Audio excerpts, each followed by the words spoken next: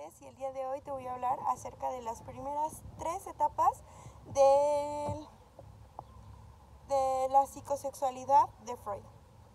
Freud decía que tenía varias etapas psicosexuales, pero entre ellas la primera era la oral, la parte fundamental en donde el ser humano se daba cuenta de que por base de la boca podía sentir diferentes tipos de placeres. Entre ellos podía saber que succionar la leche del pecho de mamá podía ser satisfactorio porque entonces su cuerpo dejaba de tener esta sensación de hambre, aunque incluso en muchas ocasiones ya no fuera necesario comer, sino ya nada más tuviera la necesidad de estar mamando el pecho de mamá para poder seguirse alimentando para tener este estado de placer. Pero no solo eso, se dio cuenta que también podía tener una cierta estimulación dentro de la boca y que también genera cierto estado de líbido dentro de la boca. Líbido es la palabra que podríamos decir significa la energía dinámica, combustible de la mente, genera movimiento, psicodinámico, lógica, todo campo humano. El líbido genera este estado de placer que como personas logramos tener con el tan solo comer. Por eso cuando nosotros ingerimos alimentos, tenemos cierto deseo, cierto placer al degustar los alimentos, el alcohol, los vinos, incluso un cigarrillo, todo aquello que podemos introducir a la boca que nos puede hacer sentir ese estado de placer. También se dan cuenta los niños en los primeros años de su vida, en la primera etapa de su vida, se dan cuenta que pueden empezar a descubrir cosas con la boca. Por eso es que en cierto momento los niños empiezan a meterse toda la boca para saber cómo funcionan las cosas, a qué sabor tienen, cuál es la textura. Se dan cuenta que alimentando o poniendo las cosas en la boca, podrán saber cómo son las cosas y podrán registrarlo en la mente para saber si es comida o no es comida, si es algo que funciona para el cuerpo o no.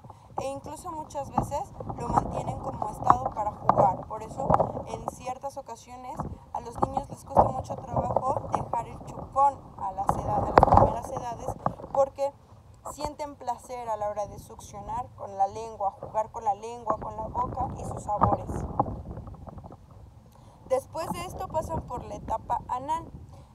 Muchos de ellos le llaman cuando controlas de esfínter, es cuando aprenden a controlar que tienen un cuerpo que cuando pasa el alimento por la boca, de cierta manera lo digieren, lo meten al cuerpo y después existe una pulsión, un estado de rechazo del cuerpo para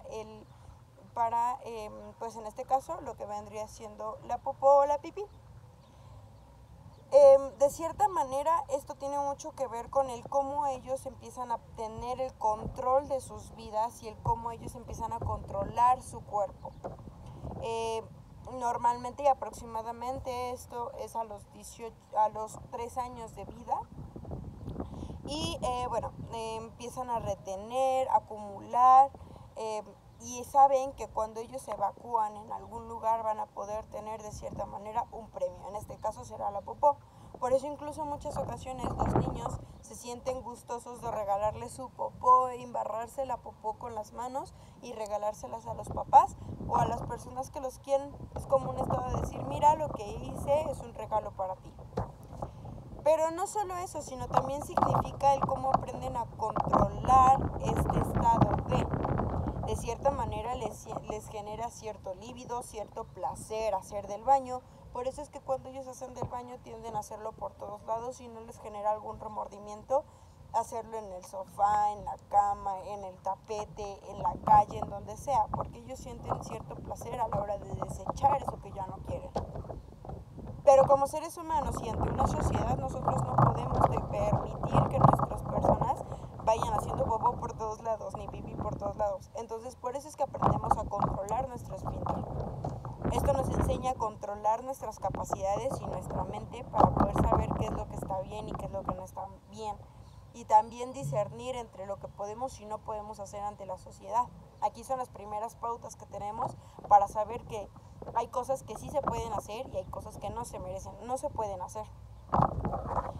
Y la tercera es la etapa fálica. Esta es súper importante porque gracias a esta muchos de los niños empiezan a tener ciertas aptitudes más adelante.